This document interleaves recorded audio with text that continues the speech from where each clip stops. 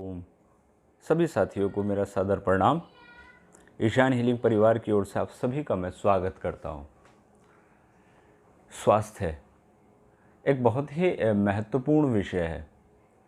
आज का जो हमारा जीवन है, इस जीवन में ना तो हम समय पे सो पा रहे हैं, न समय पे उठ पा रहे हैं, न ही हमारा खान पान सही है, और कुछ ऐसी बातें हो चुकी हैं कि सही खान पान हमें मिल भी नहीं पा रहा है। हमारी दिनचर्या के कारण, जैसे हमारा मोबाइल अत्यधिक प्रयोग करना, टेलीविज़न ज़्यादा देखना, स्ट्रेस में रहना, गाड़ियों को ज़्यादा से ज़्यादा यूज़ करना, गैजेट्स को बहुत ज़्यादा यूज़ करना, जिसके कारण हमारे स्वास्थ्य पर और अधिक प्रतिकूल प्रभाव पड़ रहा है। आज दुर्भाग्य का सबसे बड़ा विषय यह है कि हम अपने पूरे जीवन अथाह प्रयास करते हैं, सही तरीके से भी और गलत तरीके से भी, और बहुत प्रयास करके हम एक धनराशि कमाते हैं। कुछ लोग सिर्फ अपना जीवन का उपार्जन करते हैं, कुछ लोग उससे बड़ा भारी एंजॉय भी करते हैं। परंतु दुर्भाग्य वहाँ पैदा होता है जब आप किसी न किसी रोग से ग्रस्त हो जाते हैं, और इस धनराशि का एक बड़ा भाग आपको, डॉक्टर को, चिकित्सक को देना पड़ता है। आप देखिए कि बीमारी का किस तरीके से ग्राफ ऊपर उठा है कि इंश्योरेंस सेक्टर भारी मात्रा में हेल्थ इंश्योरेंस बेच रहा है आपको, क्योंकि बीमारी आज घर घर की कहानी हो गई है। गैस, एसिडिटी, बीपी की प्रॉब्लम, शुगर की भारत राजधानी बन चुका है, जो कई प्रकार के रोगों का जननी है अपने आप में। और तो और कैंसर की अगर मैं बात करूं तो ये भी आज घर घर में प्रवेश करने लगा है। आप अगर कॉलोनी को ही बहुत बारीकी से देखेंगे तो आप पाएंगे आपकी कॉलोनी में भी कैंसर के रोगी हो गए हैं। कुछ लोगों के तो घर में भी आ चुका है कैंसर।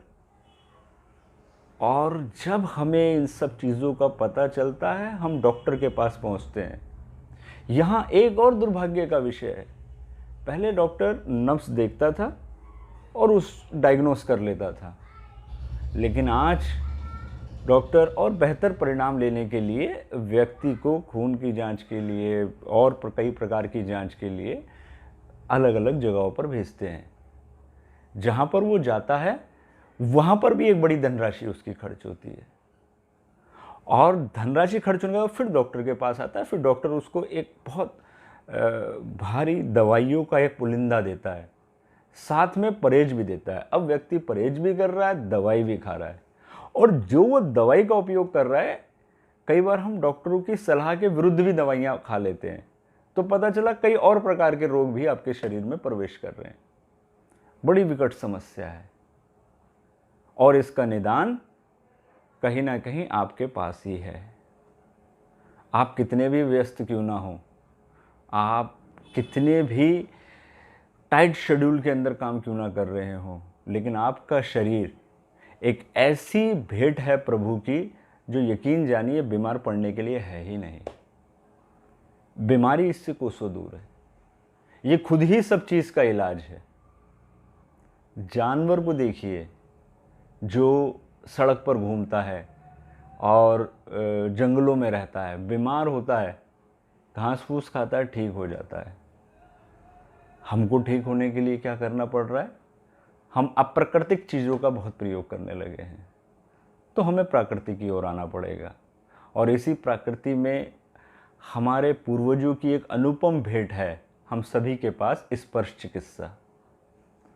स्पर्श चिकित्सा जो कि हमारी खुद की अपनी एनर्जी है, अगर इसका हम सही से सदुपयोग कर लें, इसका सदुपयोग जान जाएं, तो हम कई प्रकार के रोगों से अपने आप को बचा के रख सकते हैं